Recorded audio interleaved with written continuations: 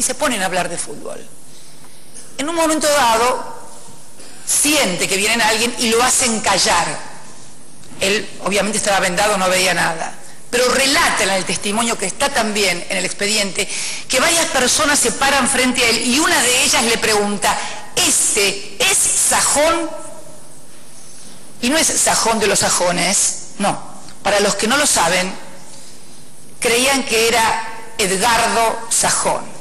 Edgardo Sajón fue secretario de prensa del gobierno de facto del general Lanusse y era su hombre de confianza. En ese momento había sido detenido, estaba desaparecido y aún hoy continúa desaparecido.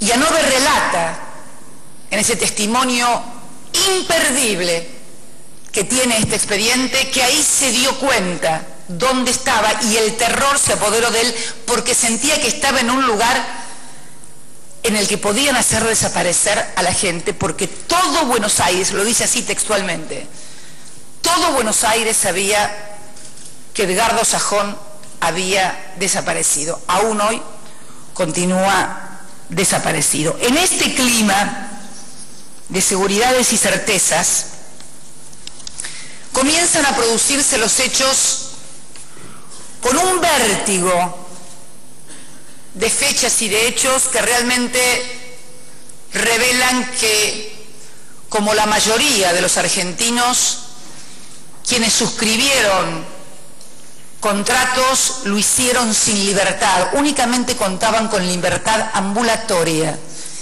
En realidad, la mayoría de los argentinos estaba en esos momentos en libertad condicional. Pero esta gente, que era titular de las acciones o testaferro de las acciones, se encontraba con algo más que libertad condicional. Yo hablaría únicamente de libertad ambulatoria, la necesaria para poder suscribir con apariencias de legalidad y legitimidad lo que en realidad no lo era. El 7 de agosto de 1976 muere David Graeber en un accidente muy extraño aéreo en México. El 24 de agosto del 76, el doctor Rubinstein, que era su mano derecha, su apoderado y el que manejaba luego de él todos los negocios del grupo, inicia el juicio sucesorio sin contar aún con la partida de defunción de David Graeber. O sea, hacía apenas 15 días, tal era el apuro. El señor Rafael Hanover había sido visitado, algún eufemismo hay que utilizar, en su casa, por un grupo de tareas que había tenido a toda su familia secuestrado en su propio departamento hasta las 4 de la mañana, su mujer y sus hijos, y que cuando se fueron le dijeron que tenía que firmar un documento diciendo que no le faltaba nada en el departamento. Por supuesto le faltaban cosas, pero lo firmó igual. ¿Cómo negarse a tamaña requisitoria en una madrugada de 1976? Imposible hacerlo. El día 2 de noviembre de 1976, Lidia Graeber había vuelto al país, pese al consejo de muchísima gente que le decía que no volviera. Volvió.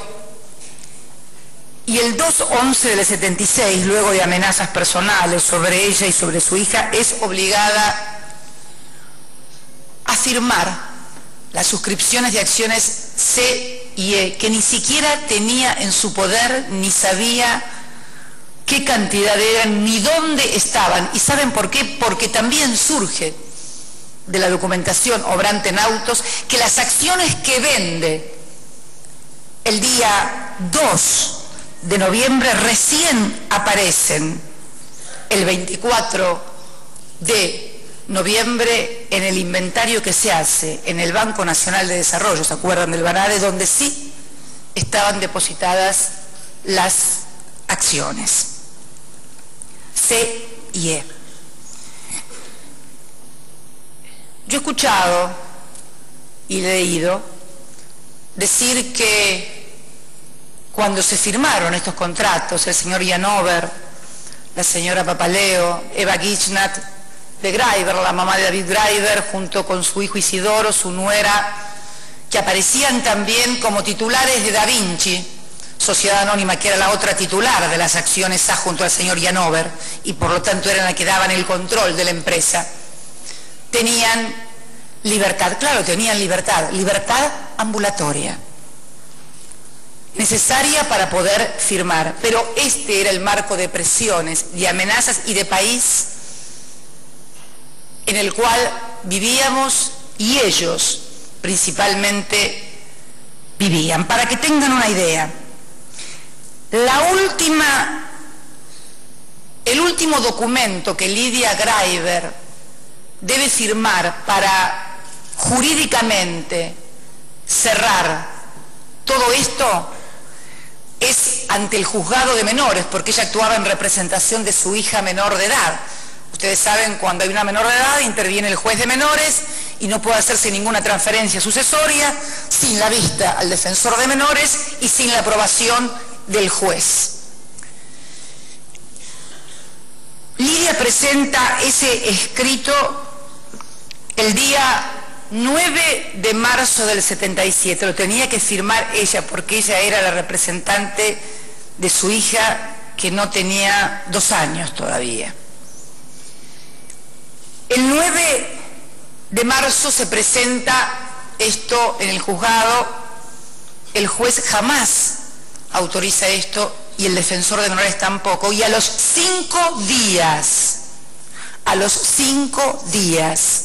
que Lidia Greiber firma el último papel que tenía que firmar, la toman detenida a ella y permanece detenida durante 15 años hasta 1982. Durante su detención fue torturada, fue violada y más cuenta y testimonia también en Puesto Vasco, que por los golpes que recibió también debió ser operada de un tumor en la cabeza durante su cautiverio. La misma suerte corrieron sus suegros, la misma suerte corrió el señor Janover y otros miembros del grupo económico. Pero ¿a quién le habían vendido? Le habían vendido a una empresa que se denominaba FAPEL, Sociedad Anónima, una empresa de lo que comúnmente se denominan empresas de paja o nombres que en realidad luego desaparecen.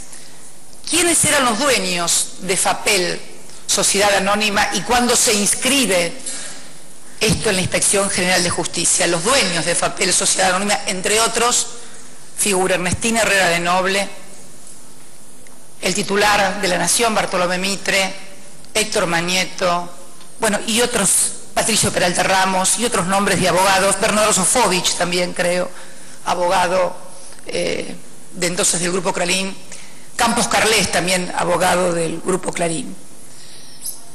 El tiempo entre que todos firman a nombre de FAPEL y el tiempo en que FAPEL transmite todo a los otros grupos son exactamente 8 días. 10 días. No quiero errarle en el número. ¿Por qué esa firma casi en el medio y por qué no directamente a los otros? Bueno, porque había buenos abogados. Y los abogados sabemos que debemos construir compradores de buena fe, que no hayan tenido contacto con ninguno de los actos anteriores y por lo tanto intermediar con otra firma de modo tal que quien comprara fuera de buena fe y por lo tanto la firma no pudiera ser cuestionada.